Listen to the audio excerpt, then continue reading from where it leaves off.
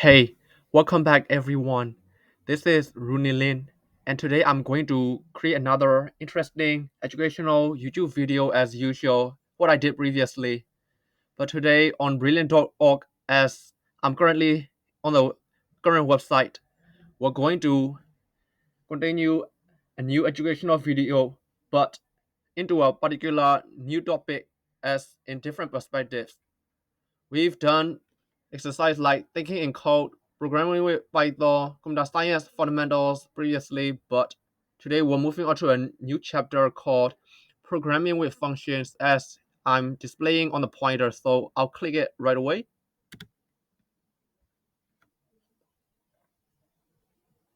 So programming with functions, you master the fundamentals of writing modular code, key to building scalable software. Now I'm on to level 1, introduction to these functions. In basic chapter, the very first exercise to begin with. So the exercise is called filtering images as the very first one I'm going to continue today. They are like you see 24 different lessons, 199 exercises, so like tons of step 4 left to complete this entire chapter, but don't worry about it. So this exercise called filtering images. I'll click start to enter there right there, I think. So you just wait for a moment while it's ready to proceed. Right, filtering images. Let's program an image filter.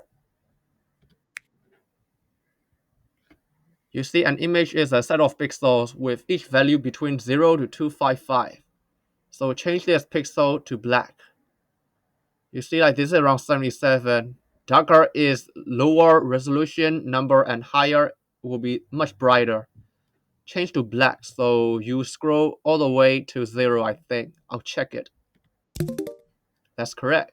You see why to reason it? A black pixel has value 0. I mean absolute 0 for absolute black color. Simple as that. I'll click continue. Now change this pixel to white. Value 218. As I previously mentioned, the brightest value is found on the right. 255. I'll check. Yup, that's correct. A pixel has typical value between 0 and 255. So a white pixel will have value and value of 255 as expected. I'll click continue.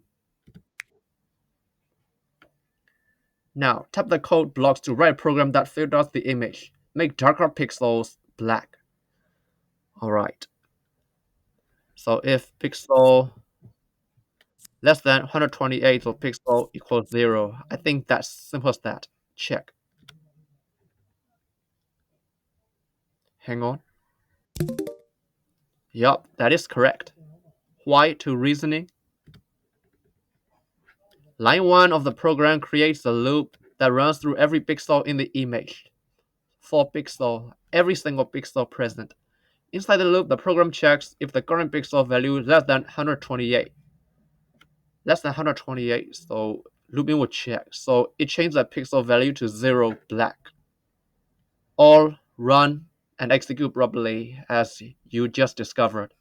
So continue. Now make darker pixels black and lighter pixels white. Else means different one. So like this. 255. I'll check. Wait a while.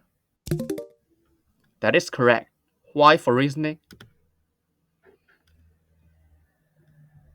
So inside the loop, as you previously discovered, program checks if the current pixel value is less than 128. So already mentioned. If so, now it changed that pixel value to 0 black for less than 128. Else pixel value changed to 255 white. So just an alternation black and white image. You just demonstrated. Continue. You program an image filter. In this course, you progress to writing more complex code with ease.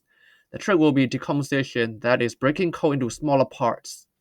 So slightly different. Black-white pixel. So define it if pixel less than 128 and so on. Now click continue. Nice work. Let's quickly check your understanding. As you previously discovered, I've demonstrated how this image pixel black and white scale works, and now gonna do practice exercise. You can see two tabs above at the front, but we just do two exercise, but now click continue to begin it. Update the program. Modify the filter so it makes lighter pixels gray instead of white.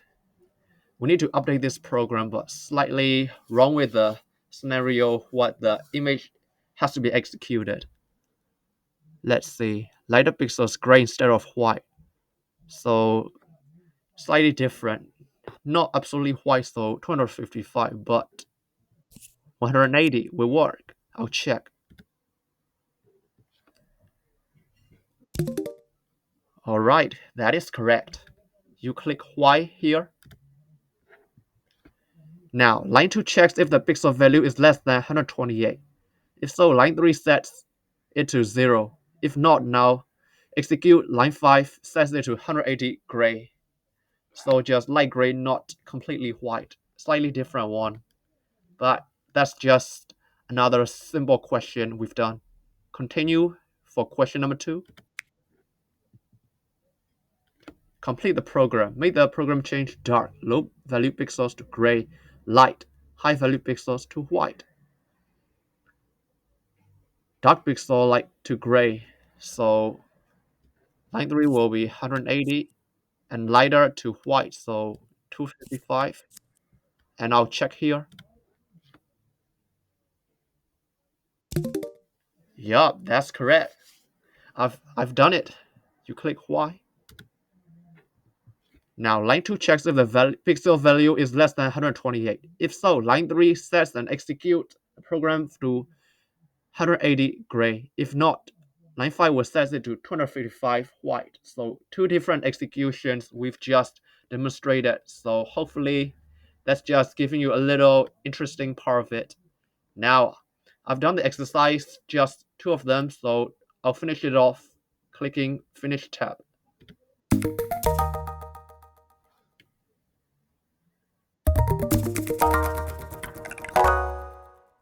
Lesson complete. You simply completed this exercise together with me, so I've gained 110 XP this time. Now continue. Boom. That was like 33 days streak in a row, and now extended. So how much I've achieved, like 33 days consecutive days, is quite a remarkable achievement for me. Now after completing this exercise on Saturday afternoon, that's just that. Continue. No, no, no. Level up your learning with Premiere.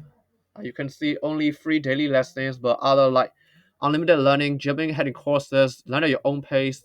No ads will be provided, but they're all not necessary because I'm never doing Premiere, so remind me later. Alright, there we have it. We've done this first exercise for the new chapter, Programming with Functions, has just been completed, so hopefully that's just giving you some interesting program how to run and execute functions with these different perspectives of the images that just created you. So little bit of interest, right? Now that's all for this exercise, today's educational video that I've created. Thank you very much for watching, and if you do so, don't forget to add a like as always and subscribe to my YouTube channel for more educational and other content videos that I've created as well. Right? Hopefully you've just understand how my running executions work at a particular program, right? After all. But I'll come back to create more educational videos like these in the future. Right. Thanks very much. I'll see you in the next video. Take care. Cheers. Bye.